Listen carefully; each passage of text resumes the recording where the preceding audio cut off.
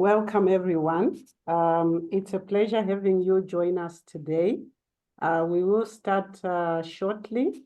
In the meantime, we ask that you put your name, your organization, and where you are joining us from in the chat. We'll give it a minute or so for you to do that while we are also waiting for everyone else who's trying to connect and join us. Thank you. So let's give it a minute or so. You can also let us know how the weather is where you are.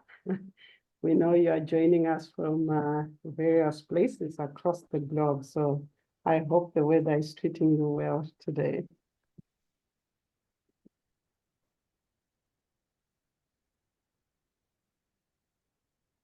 Yes, please, those of you who are joining, we can see you. We can see you. Please do put your name, your organization, and where you are joining us from.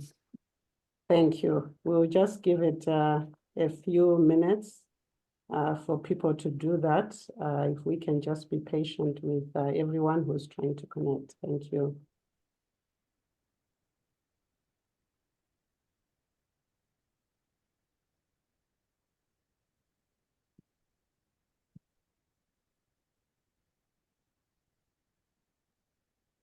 Thank you, everyone who's joining. We can see you. Thank you. Please do put your name, your organization, and where you are joining us from in the chat. We would appreciate that. Thank you. Thank you. Thank you. We see you joining. We're aiming to start just before 3:05. So let's just be patient with everyone who's still connecting with us. Thank you. Thank you.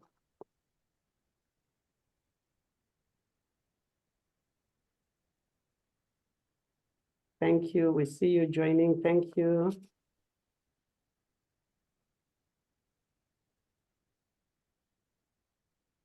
Thank you. Thank you. We see you. If you haven't put your name, your details, please do so in the chat, your name, your organization, and where you are joining us from while we are waiting for everyone who's still trying to connect. Thank you. We see you from Nigeria, from South Africa. Thank you. We see you. Thank you from London. We see you from Ghana. Thank you. From Malawi. Thank you.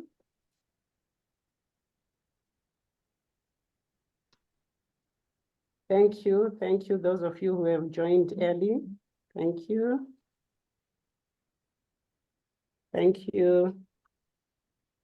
From Washington, from London, thank you. Thank you. Thank you.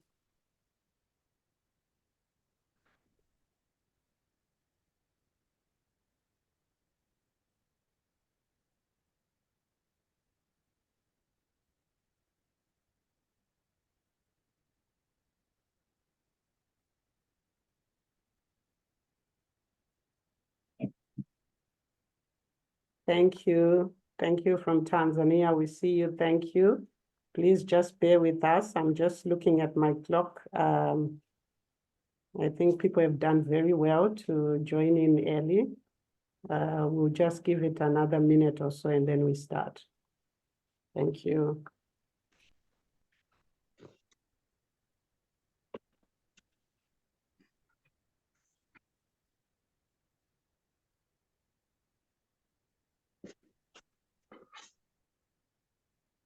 Thank you from Uganda, from Malawi, thank you. Thank you.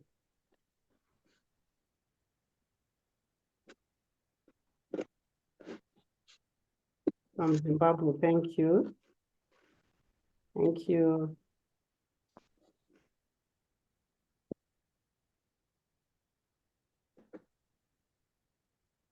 From Kenya, thank you.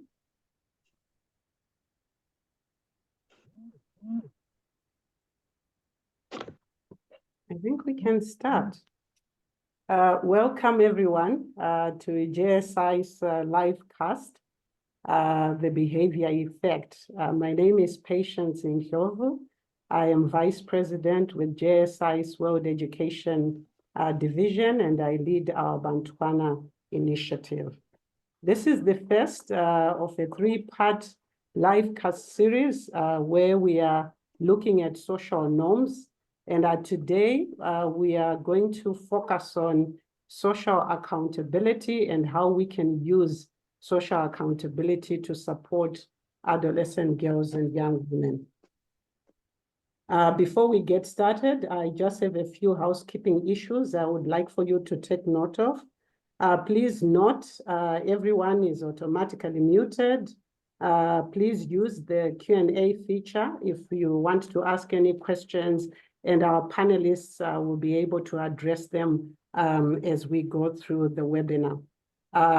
Also note that this webinar is being recorded and will be shared with registered participants.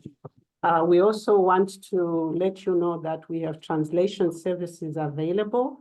And so you can turn on translation by clicking the up arrow to show captions on the bottom menu bar and select your preferred language. You can look at the screen. I think they're trying to show you to do that. You can click the up arrow next to show captions on the bottom bar and select your preferred language. Let's hope that has worked for you. Thank you. If you are able, you can do a thumbs up, or you can just say, good to go. Yeah, thank you. Thank you. Thank you. So before we start, I am very excited today, actually, because I've had the opportunity to interact with our dynamic trio today. And so you are in for a very engaging conversation. So I think everybody, you need to put your seatbelts on, because it's really going to be a very exciting and dynamic conversation today. As way of introduction and background to social accountability, for us to just set the scene for everyone. As I said, we are this is a three-part series where we're looking at social norms, but today we want to focus on social accountability and how we can use social accountability to support outcomes for adolescent girls and young women. And so we have a few guiding questions which will really help us as we discuss with the panelists today. We are going to talk about why social accountability. Why are we talking about social accountability now and at this juncture?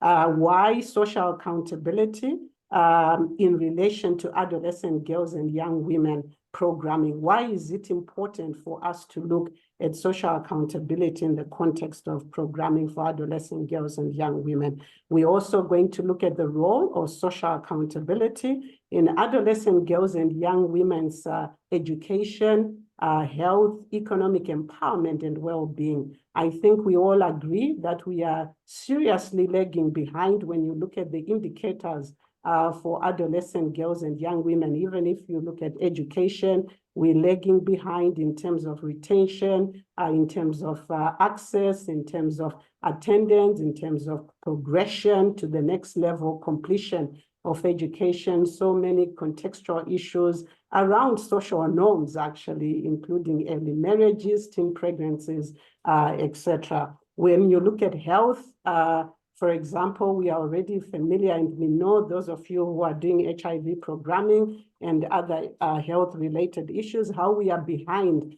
for HIV. We still have the highest incidence and prevalent rates among adolescent girls and young women. And of course, with economic empowerment, we're talking issues of financial inclusion and why that is important for girls and women's economic empowerment. So those are some of the issues that we will be discussing today with our panelists. A key focus of our discussion today, because we really want to look at practical mechanisms and tools. I think everyone is here so we can learn on what is effective out there which we can use as social accountability tools to scale up in our different environments and so forth. I think some of these tools we already use, but we are not amplifying them.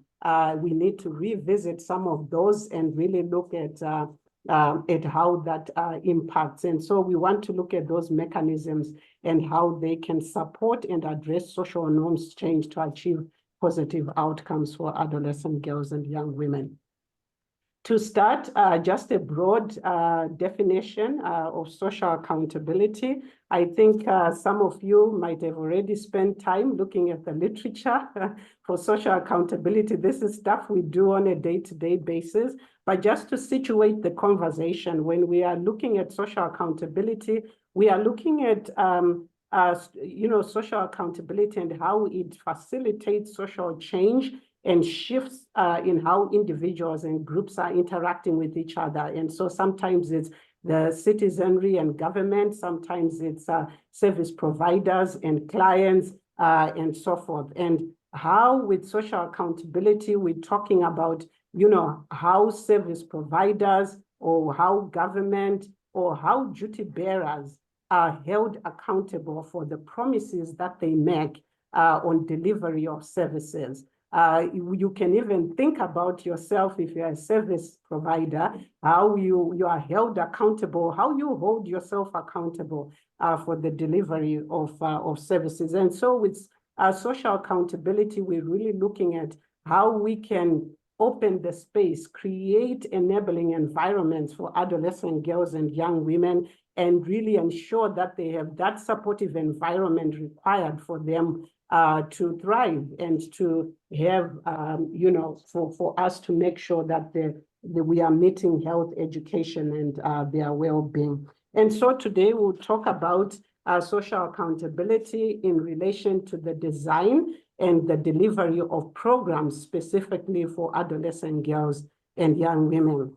Yeah, so why don't we get started? I think, I hope that background is enough for everyone to situate the conversation, even as we discuss with our panelists today. So we do have a dynamic set of panelists today, 3 wonderful colleagues who are joining us from their various places of work, and I will let them introduce themselves to you all. Why don't we start with you, Lola?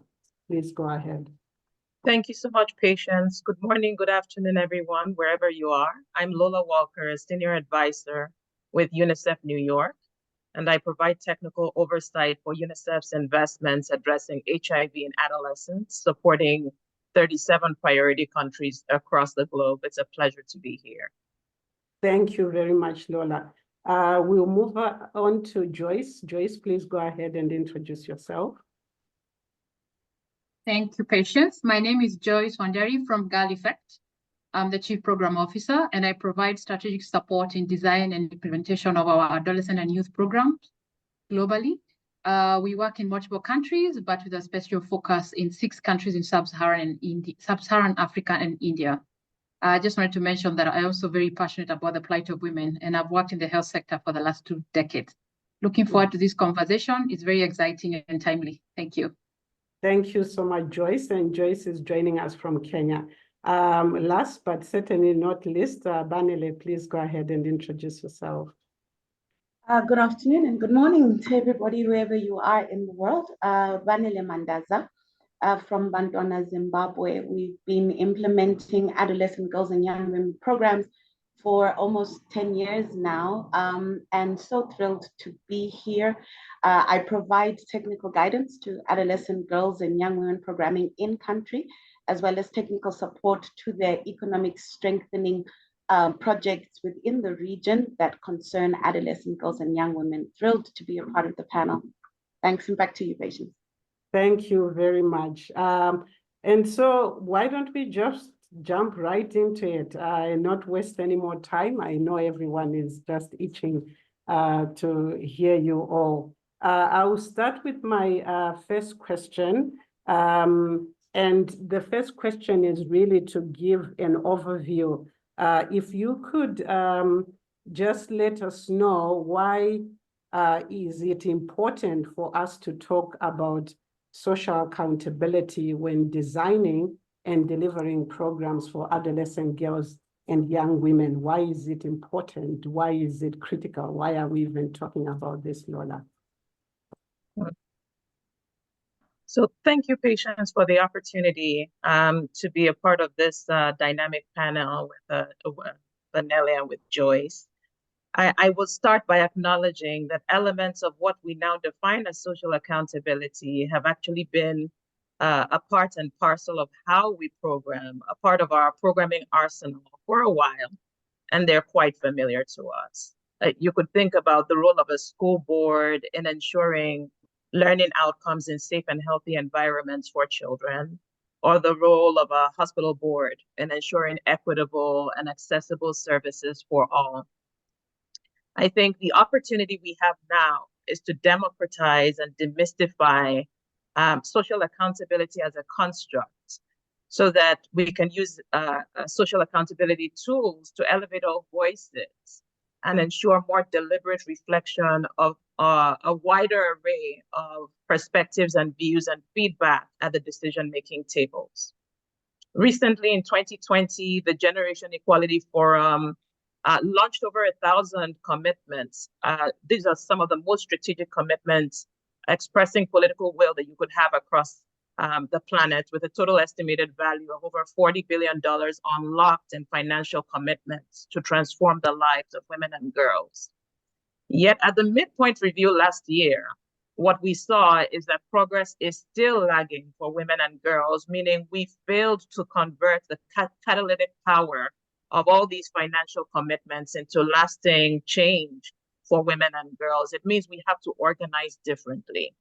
And very specifically, the game changer is in how we organize girls' voices to help us steer the existing commitments into the kinds of programming and the kinds of interfaces and experiences that will effect lasting change.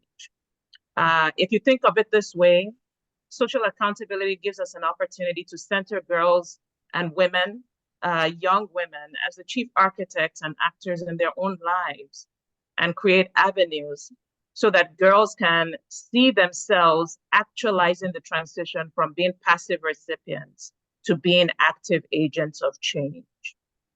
I think social accountability gives us the opportunity to really think through why institutions, ecosystems, and societies generate the kinds of experiences for women and girls that they do, and the opportunity to link social norms change with social accountability mechanisms then begins to help us dig into the entrenched belief systems that influence measurable change and measurable and tangible actions. So it will help us ensure we can convert the rhetoric on meaningful engagement into really tangible actions and commitments by strategic stakeholders. I think the case states itself. Back to you, Patience. Thank you very much, Lola. I think you have really laid the frame quite nicely there.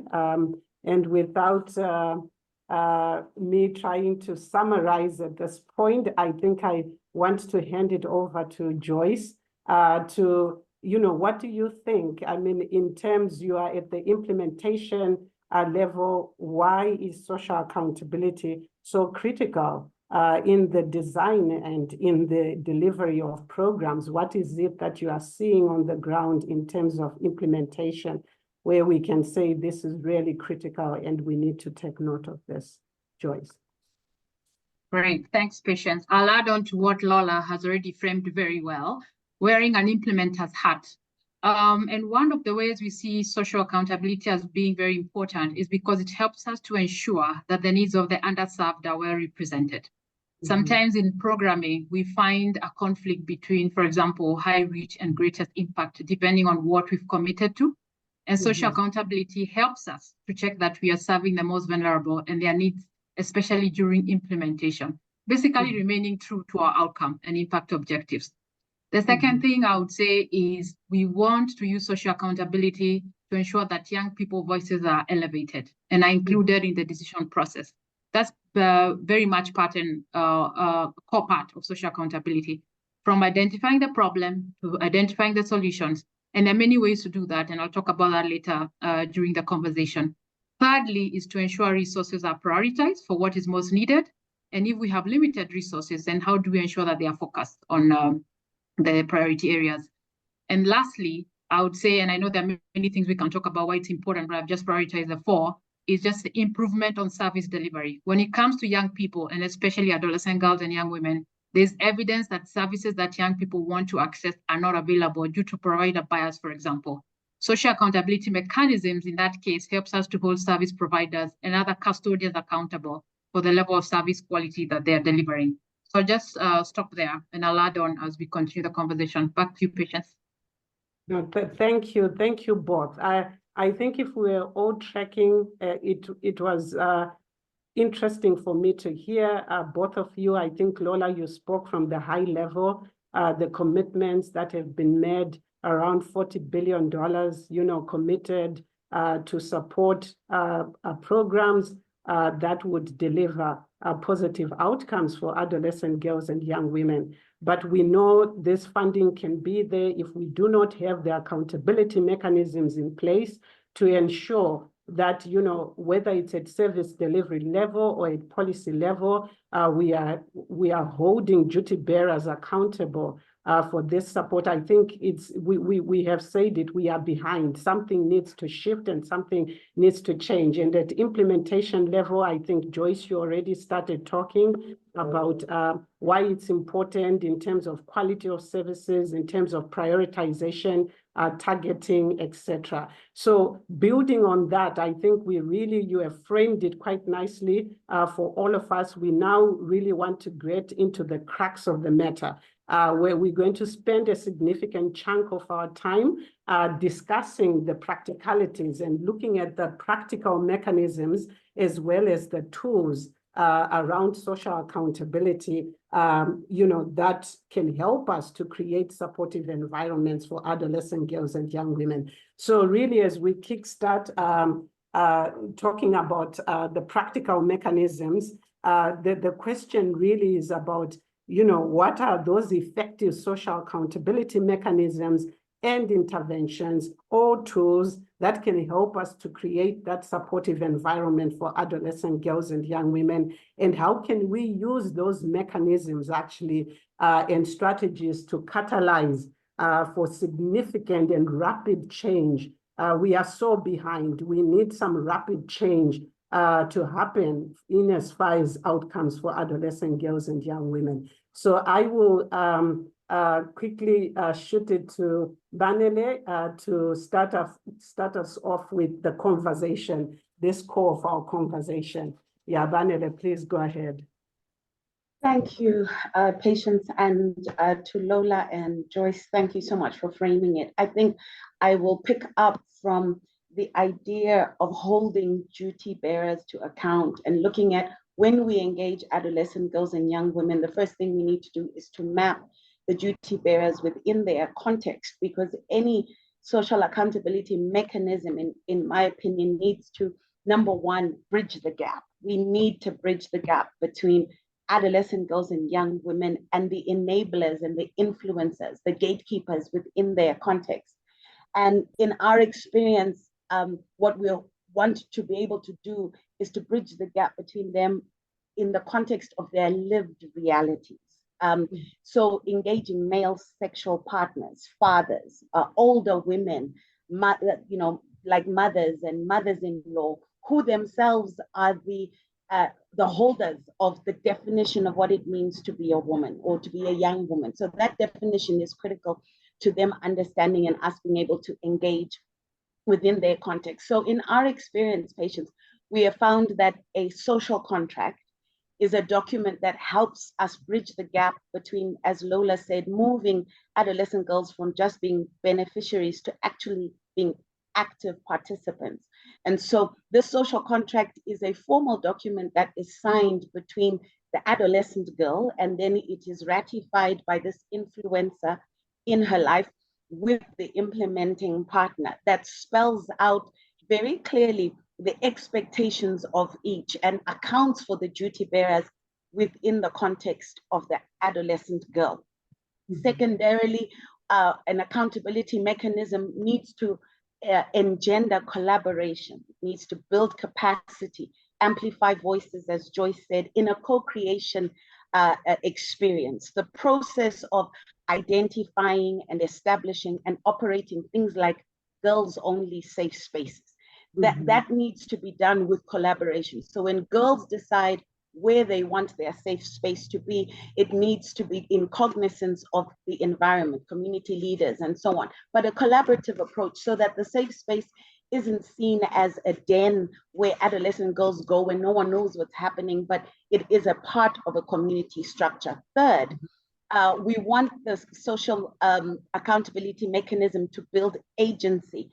And here I want to particularly focus on livelihoods, patients, that we know that poverty, or let me put it this way, we know that lack of any kind, lack of information, lack of resources is a driver of behavior, whether it's positive behavior or deviant behavior.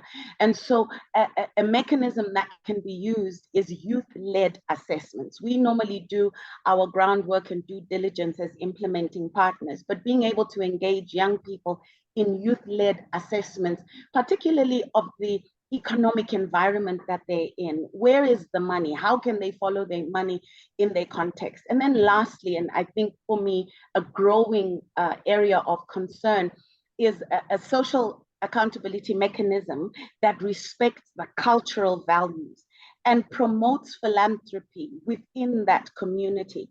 And this is where we want to include elements of community service within the curriculum. So if it's HIV prevention curriculum, added in there or embedded in there should be a curriculum of how the girls themselves can give back to their community, entrenched within their indigenous knowledge systems. And the reason this is important is because we want to catalyze the kind of change that the community can get behind. I think if I could summarize it, we will perpetuate what we celebrate.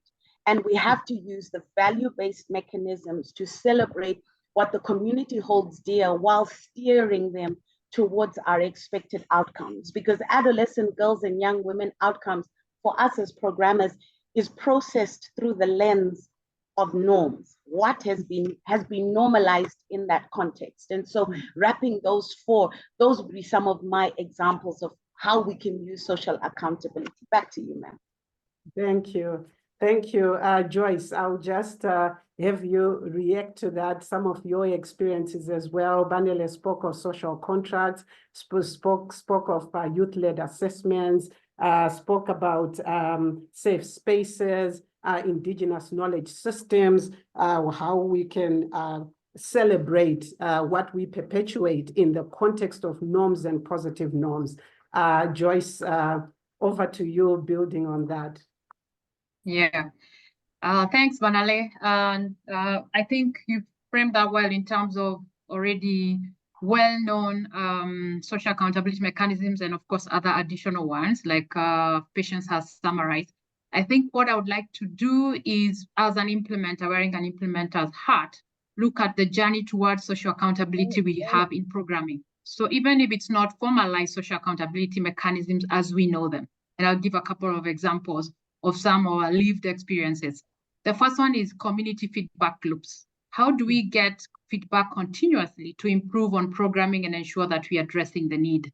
By creating mechanisms where we can get feedback from young people and the community on a regular basis allows us to know what is working, where we are falling short, and how we can improve. This may take the form of feedback sessions through like peer-to-peer model. I think even the youth-led assessment that Banale is talking about is definitely one of this. And the other ways of doing this as well, and I'll give an example of what Girl Effect does. We have technology-enabled Girl Ambassadors, which is an insight generation and research tool that are resident on a mobile or a tablet device, and peer use that to be able to reach other peers and gather insights to be able to use that for re-strategizing on key messaging and approaches that we're using for young people. The other thing as well is also to note that by encouraging community feedback loops, we are basically creating safe and non-judgmental spaces where young people are encouraged. Secondly, I would like to also mention about meaningful youth participation. And I use the word meaningful very deliberately, because engaging young people all through the process of design and implementation and not using a touch and go approach is really a journey towards social accountability. So how do we embed them into the programming so that we can elevate their voices? Girl Effect, for example, uses youth advisory panel members.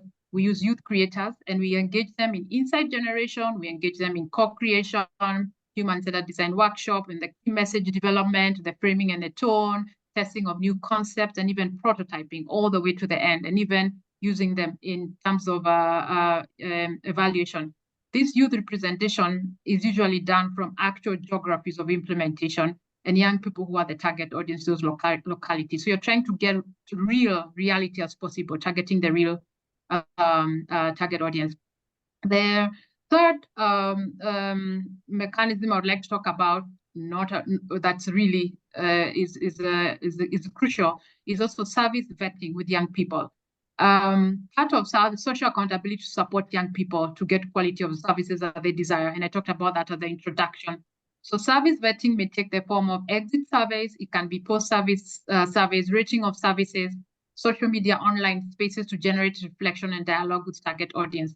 We map services that are accessible, youth-friendly, and signpost young people to high-quality services which contribute to normalizing what adolescent girls and young women should expect from service providers. And the other thing that's important is that we also provide feedback to service providers so that they can improve on their service. So it's not just elevating citizen voices, but also you're giving that feedback for those who we are trying to hold accountable.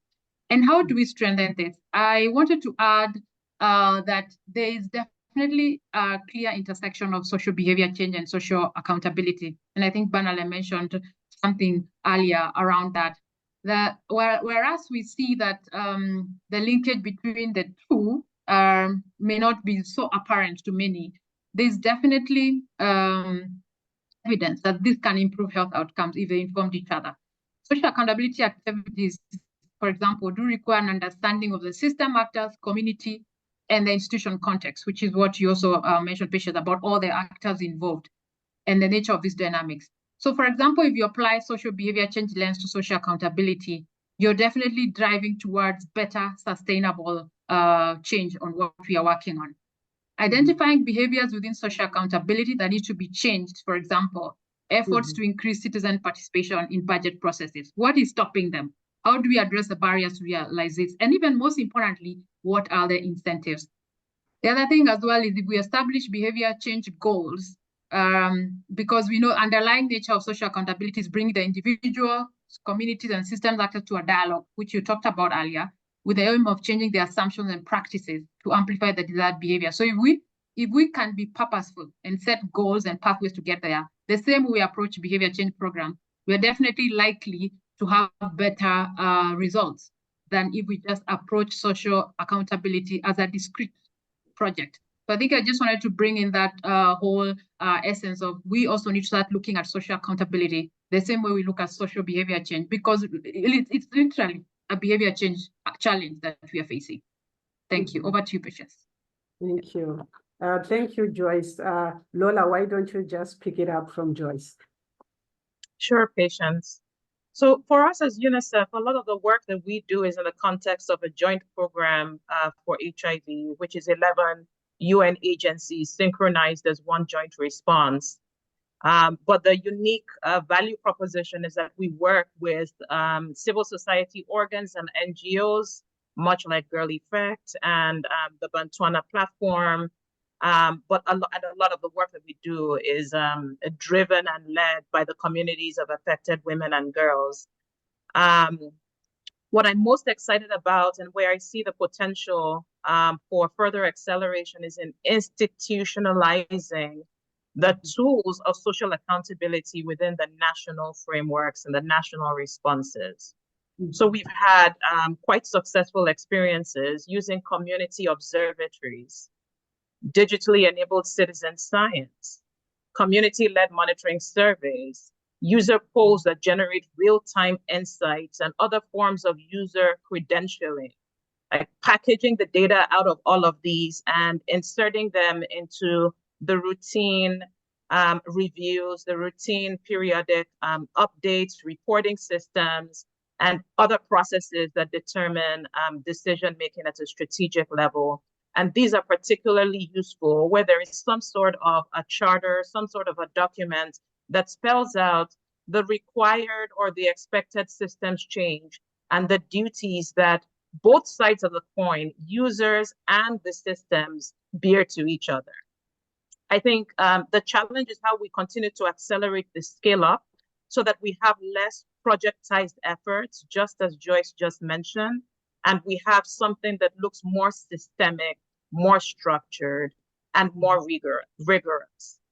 I could say a whole lot about how we embed social accountability into the national strategic information processes, but I think the most important thing to reflect is that young women and girls themselves need to be directly embedded within the policy and the strategic formulation processes at all levels, from the national levels down to the sub-national levels, where their voices can really help to contextualize the types of data, the types of insights that are coming in from the coalface and can then support decision-making that's a little more agile, it's more responsive, and it's grounded in their lived realities. And then maybe a last point I should make is that we really do need to pay attention to the safeguarding principles and to principles of trust in the work that we do around social accountability, so that young women and girls, in fact, the frontline workers themselves, can be assured that there are no reprisals for speaking truth to power. Over. Thank you so much, Lola.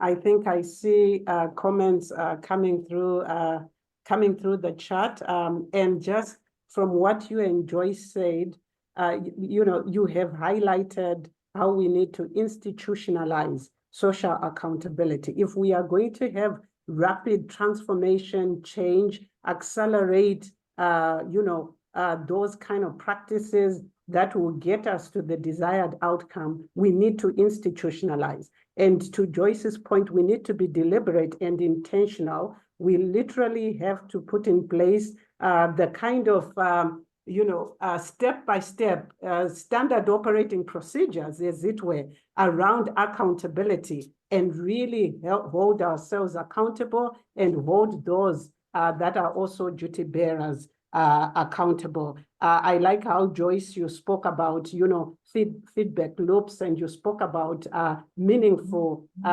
youth participation. And I think what we keep hearing from the young people is they want to move from just being the passive, right, which you have spoken about, Lola, just passive recipients of support, but becoming the agents of their own change.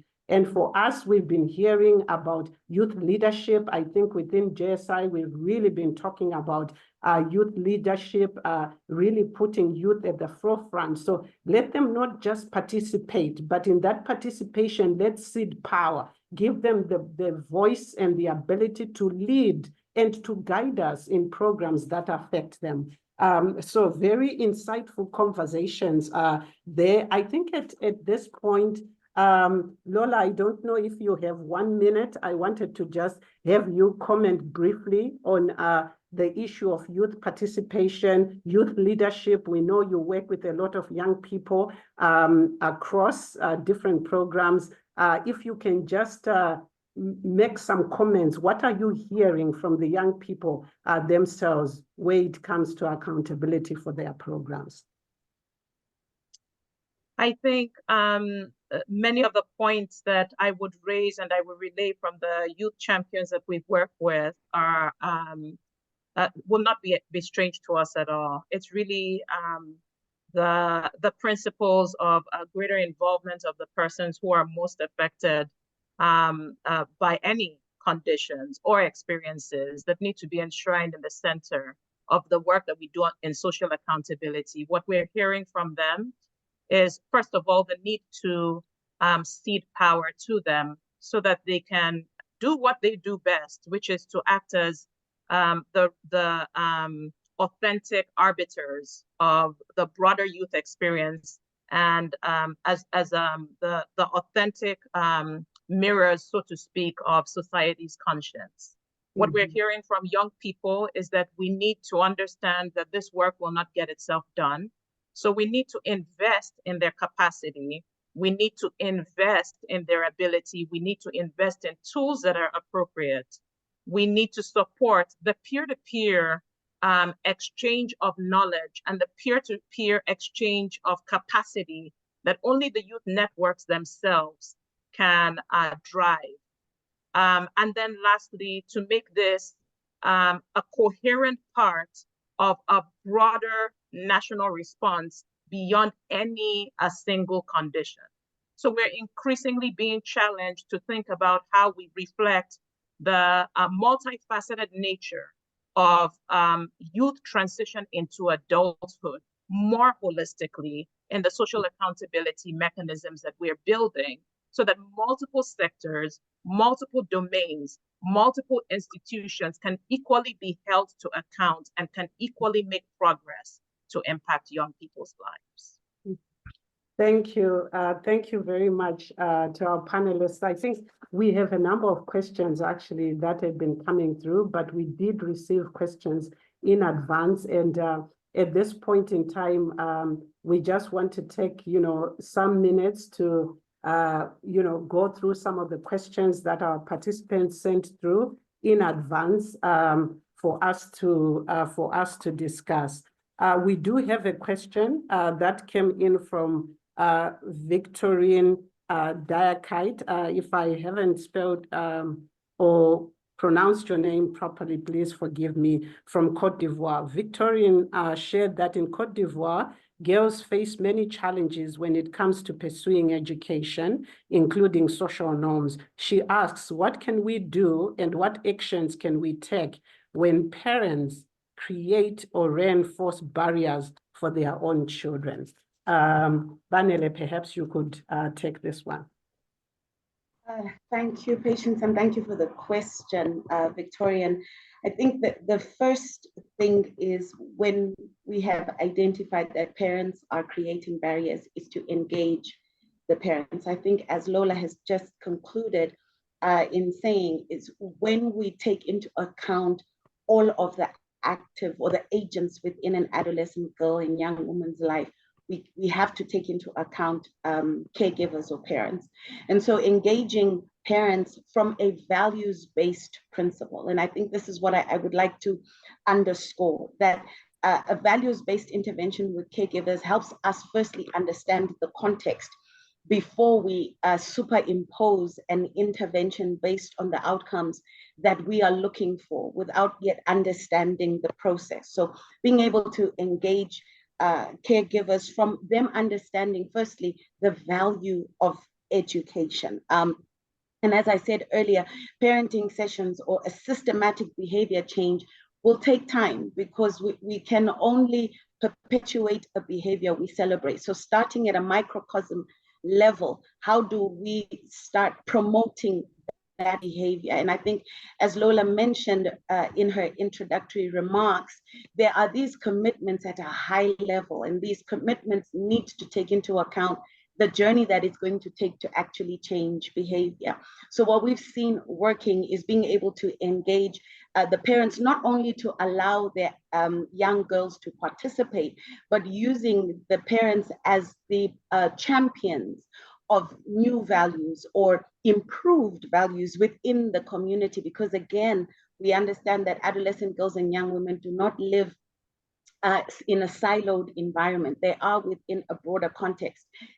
She's going to have to make her way to school, and there are many things she's facing along that way. So being able to use the parents as champions to engage the community to first understand what is their value base, what are their indigenous knowledge systems, and how can we use those to promote and push towards the outcome we want. So I would engage the community, definitely input their parenting sessions for the adolescent girls who are involved in an education program. And of course, I think the others are already known, engaging ministries of education and traditional leadership as well. But to move our, again, I'll say it again, our beneficiaries from being recipients to being those who co-create their own change. Thank you. Thank you. Thank you, Banele. I think you touched critical issues of value systems and really looking for champions within parents and so forth. Lola, we had a question that came from Muhammad Umar from Nigeria. He's curious to know if any of us have worked in settings where issues like teenage pregnancy, early marriage are acceptable, and if we have found anything to be effective in shifting cultural beliefs and norms around these practices. Thanks, Patience. I think Banele has made a spirited case for really centering our understanding of the value systems within our response. We can all acknowledge that the context and drivers around teenage pregnancy and early marriage are actually quite diverse. And so the context, the situation differs from one country to another, even within the bounds of a country, sometimes one community to another. But what underpins it all is that at the end of the day, society is organized to protect their most vulnerable. And the value systems they have put in place are intended to do exactly that. We must accept that the type of norms change that will address early marriage, teenage pregnancy, and other such outcomes, it's a long-term proposition. This is a long game we're playing. And so for some of the more entrenched issues, it is unlikely that we will see change rapidly overnight, but the incremental change affects so many millions of girls that it does make a difference, and it is worth trying. I think I would urge us to push the boundaries in one or two or three ways. Number one is to really begin to understand the political economy behind early marriage in particular. There is copious literature that has described what works like a market, a marriage market, in which parents are trying to position their young people, their young girls within a certain understood norms. I think the more we're able to unpack the political economy, the social economy around early marriage, I think the better we might be able to speak to decisions that are being made both at a micro level and at the macro level beyond the household. I think the second thing that speaks powerfully is data. To cite the statistics can be quite glib, but there is power to having the lived experiences of the girls and young women, and particularly the lived experiences of families that experience loss because of early deaths, either for the girl herself in the case of a teenage pregnancy or her child. That data can galvanize entire societies into action. And then secondly, we need to take on the mantle to understand that there really should be no sacred cows. There are religious, cultural, and traditional institutions that have not typically been within our frame of reference, and social accountability might be a tool to help untap their commitments to hold them accountable for some of the losses and some of the reversals that we see at community level. I think those are just a few thoughts that I would offer. Thank you, Lola. Joyce, any additions to that? Yeah, thanks, Lola. In addition to what Lola has mentioned, political economy and data, I think I could highlight some of the few approaches that have shown to contribute to change, but also underscoring what you mentioned about the complexity of changing such social norms and cultural practices. It takes very many years, and most of the program people expect to make some huge change in a 3 to 5 years programming period, which is not possible. But we have to be proud of incremental changes we make along the way. I think one of the things that's critical to note is that these issues, because of the nature of how complex they are, need to be addressed at individual, community, and systems level. It can't just be one of them. And we have to be very clear about a multifaceted approach that is evidence-based for us to really uncover what the key issues are, the barriers and enablers for us to be able to really address the root causes. One way is obviously engaging religious leaders, in addition to what Lola mentioned about social accountability, but also looking at them as agents of change at the community level because they hold a lot of influence. We've seen that work in most in countries, engaging community leaders in the same way as well as agents of change, political leadership at grassroots level because they have a lot of influence. And I also wanted to mention from an individual level point of view, I think it's still very important, even if some of these entrenched norms, a lot of them, the social actors are very strong and really play a big role in entrenching them. I think we still need to look at the increasing the agency for the girls. One of the things we believe in, and I know a couple of behavior change people know about this theory, is the diffusion of innovation theory, where when a girl thinks and acts differently, she starts to influence others around her, including all those people, whether it's in school or out of school or with whichever circles that she interacts with. And the theory outlines that for social norms to shift, there needs to be a critical mass, a tipping point, after which a new norm is being socialized. So you're really looking at how do you increase that number where girls have more agency, they're influencing each other until we get to the tipping point. Of course, not in isolation. We still have to work on the community and the system level. But for the programmers, I think just mentioned that I think in terms of it's just thinking about how do we monitor incremental changes along the way. Thank you. Back to you, Bashar. Thank you. That was really a nice segue, actually. And I will ask Lola, we had a question around measurement, and I think it's very critical. We cannot talk about this without, because this is a very difficult topic to discuss around measurement. So we had a question or questions from, but which are interlinked, from Grace Kamau and Mitch Kipukuru from Kenya. Both wanted to know how we measure social norms, how to monitor, how to evaluate accountability mechanisms and their effect on the lives of adolescent girls and young women. They want to know indicators, methods, insofar as how they capture those changes, knowledge, attitudes, behaviors. I'll give you, a minute or two to respond to that as we are winding down towards the end of this conversation. Lola, please go ahead. So with thanks to Grace and Mitch for a really important question. I think the most important thing that we can reflect on is the fact that social accountability mechanisms really should not be operating in isolation on their own.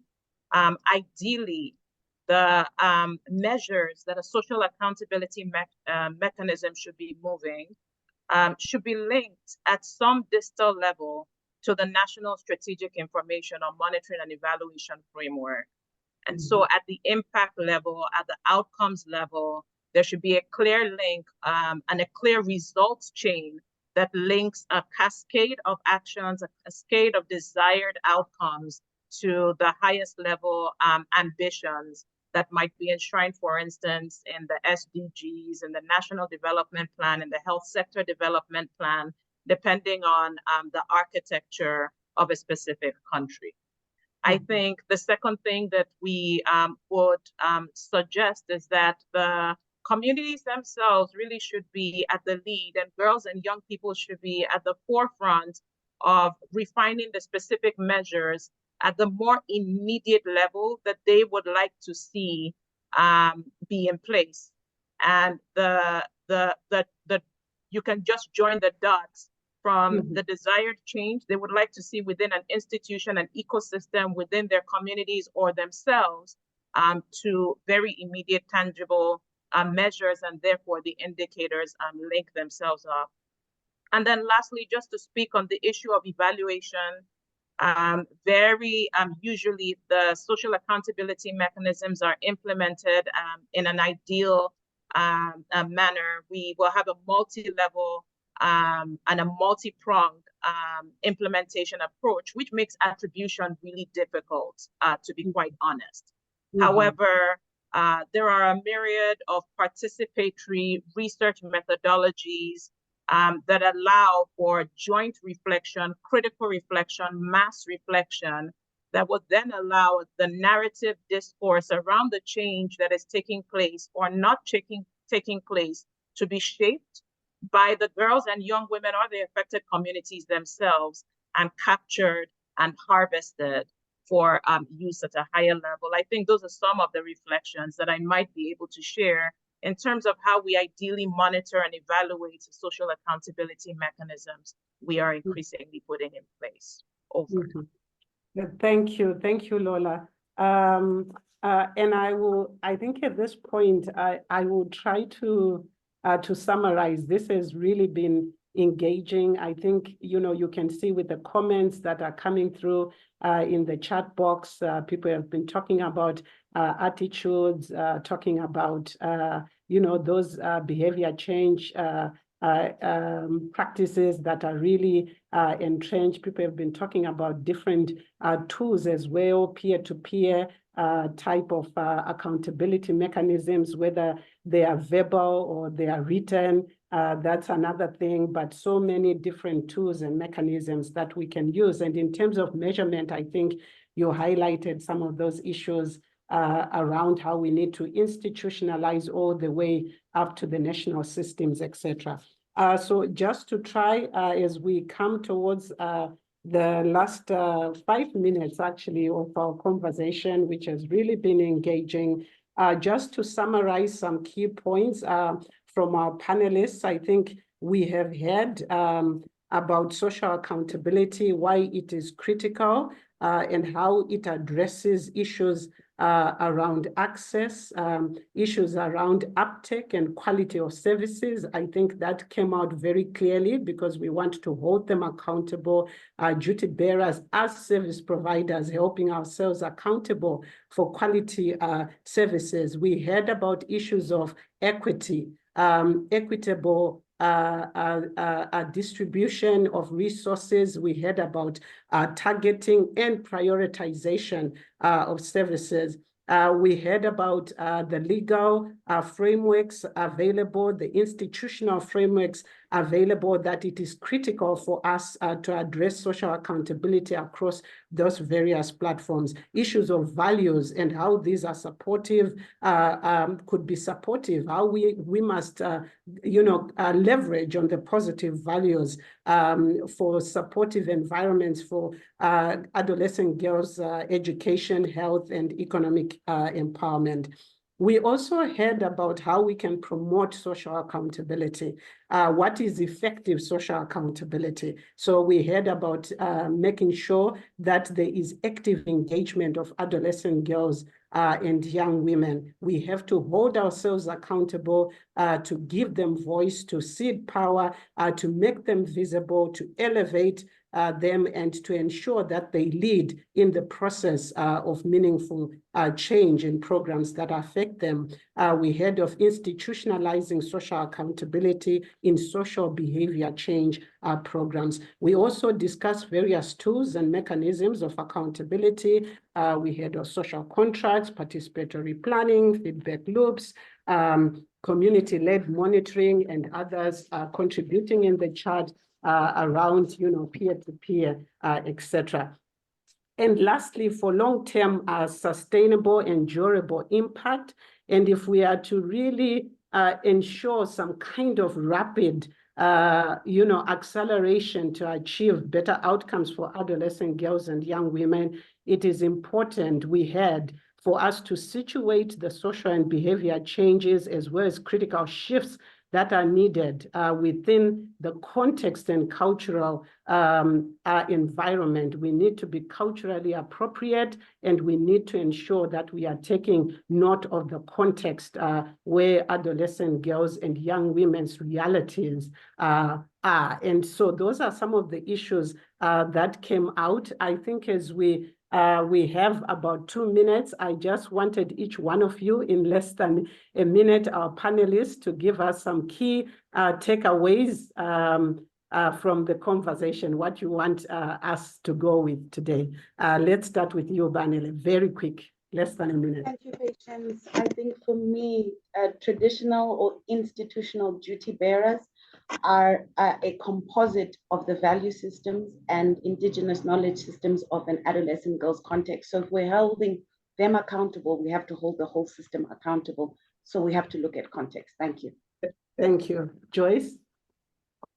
Great, thank you. I think just looking at the chat and some of the questions, it's very clear that social accountability is a very complex and non-linear process that requires changing attitudes and behaviors, which take time. We have to think about where the gaps are. How do we elevate the voices?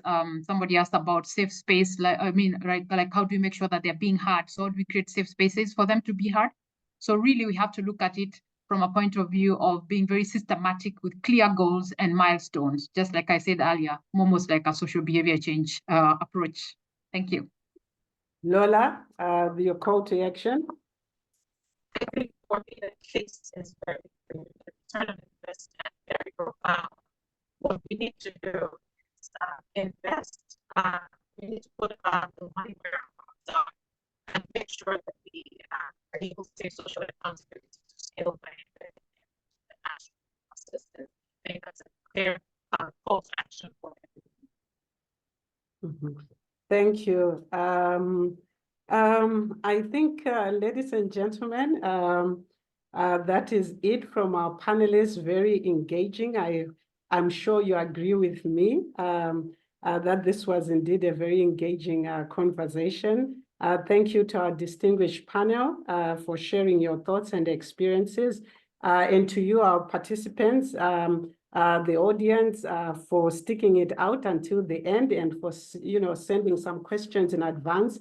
Sorry that we couldn't look at all the questions, but definitely we thank you for your participation throughout. As a reminder, this session was recorded and will be posted on the JSI website. So if you want to access it, please go to the website. We'll also share a link to the recording along with some of the tools that have been discussed here via email with everyone who has registered.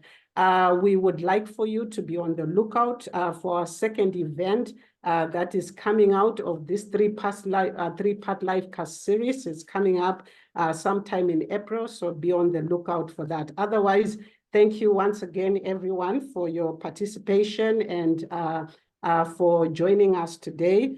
See you next time, and it's bye-bye for now. Thank you very much. Bye. Thank you.